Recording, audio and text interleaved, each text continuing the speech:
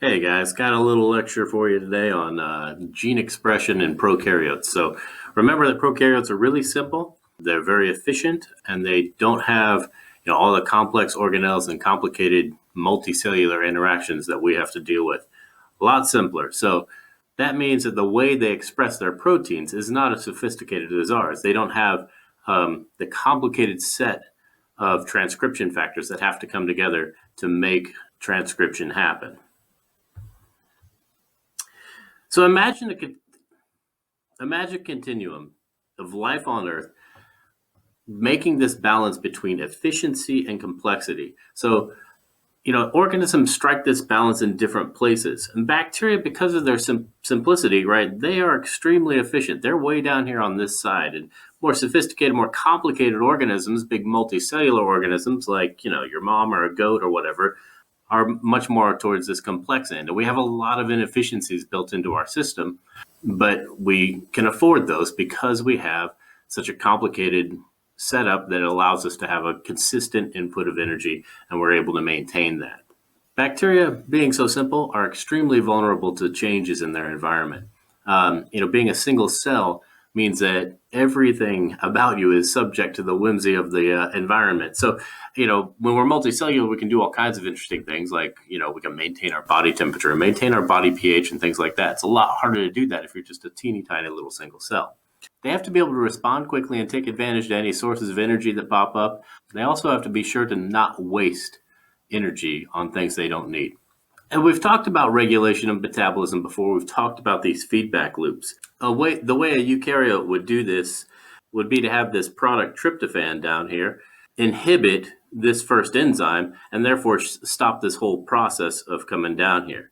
But this is still not terribly efficient. We're still making enzyme 2. We're still making enzyme 3. We're making enzyme 1 also. We're making all these enzymes when we don't need tryptophan.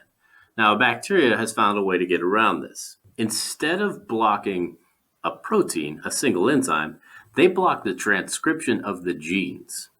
So these genes that produce these 5 enzymes are not even going to be transcribed. So that saves a huge amount of energy. Bacteria also group their genes together physically on the chromosome. So remember, they've got that big circular chromosome. The genes that are required for a single job are all stuck together. So if you're going to break down some particular molecule, you'll have all the genes used for breaking that molecule down strung together in one part of the chromosome. If you're going to synthesize some molecule, like that tryptophan we were just talking about, all the genes for synthesizing tryptophan will be strung together in the same stretch of the DNA. That set of genes that codes for proteins that do a single job, that's called an operon.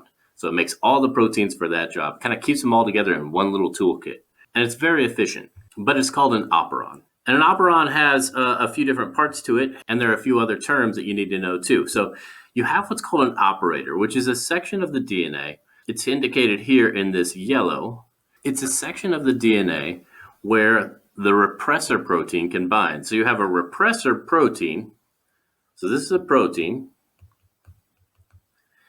and it binds to the operator. So looking at a basic operon model, we've got a series of genes that are used for a single task. We've got this promoter sequence, and as a part of that promoter sequence, we've got this operator that we talked about. So we've shown the operator here in orange.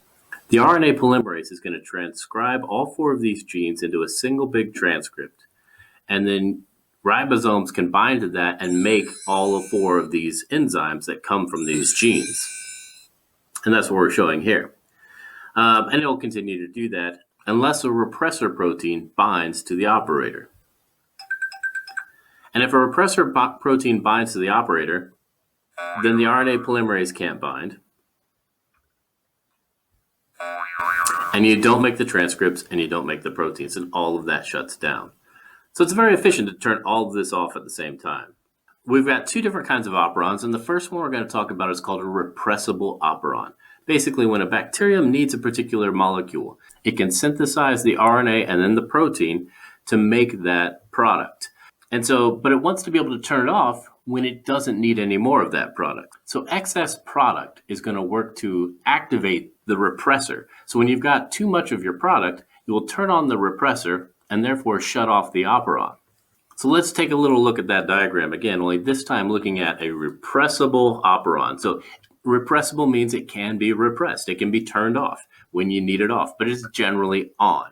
So whenever we need tryptophan, RNA polymerase is going to come down the line here. It's going to make mRNA. That mRNA is going to be used to make proteins, and those proteins are going to be the ones that are necessary for making tryptophan. Now, as we make more and more tryptophan,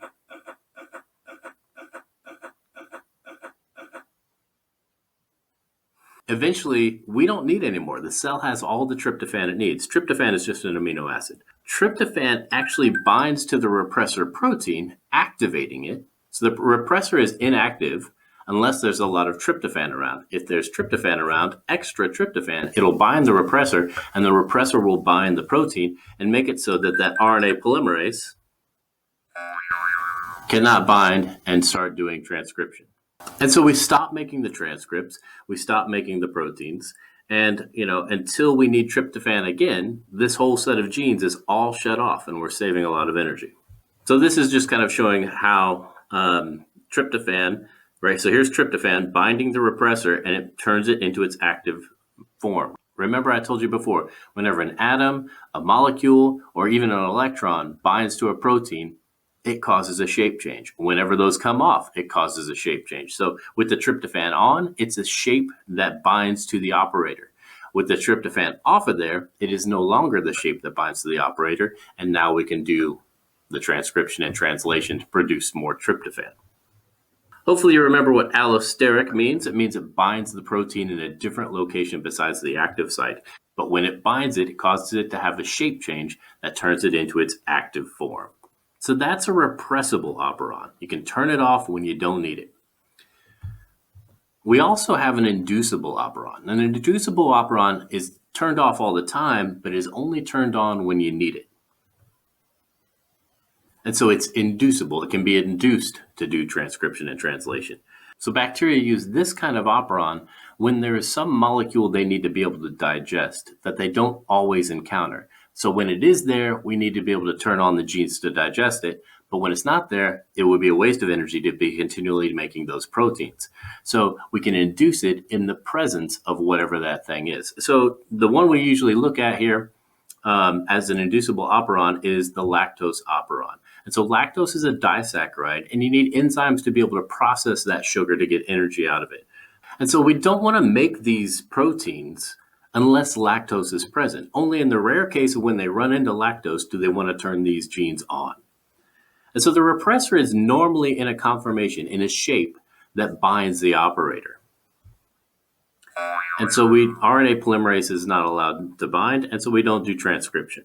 But when lactose shows up, if you got a lot of lactose around, that lactose will bind to the repressor, change its shape so that it no longer fits against the operator, and that removes the repressor, and now RNA polymerase can start doing transcription, we'll do translation, we'll get all kinds of sound effects. It's fantastic. So now we've got all the proteins we need, these enzymes 1 through 4 here, to break down lactose. And they are only there because lactose is there, and they are turned off when lactose isn't. So again, here's our active form without the lactose bound to it, but when lactose binds it, it gets into a shape that no longer fits on the operator, and so it no longer blocks transcription. So only when there's lactose there. And as the cell is breaking down lactose, eventually it'll be looking around for a lactose and go, oh, there's one right there. It'll take that one off of there, turn it back into this shape, and all of a sudden this guy goes back, and we're no longer making lactose digesting enzymes. So this is, in words, one slide, repressible, inducible. Make sure you understand the difference. Usually the repressible are for things we're going to build, and when we've got enough of that product, we want to shut it off so we can repress it when we have enough. Inducible ones are usually catabolic. There's some source of energy or nutrients that we need to be able to break down, but we only need the enzymes when that is present. Short and simple today. Next time, eukaryotic gene regulation. It's a lot more complicated.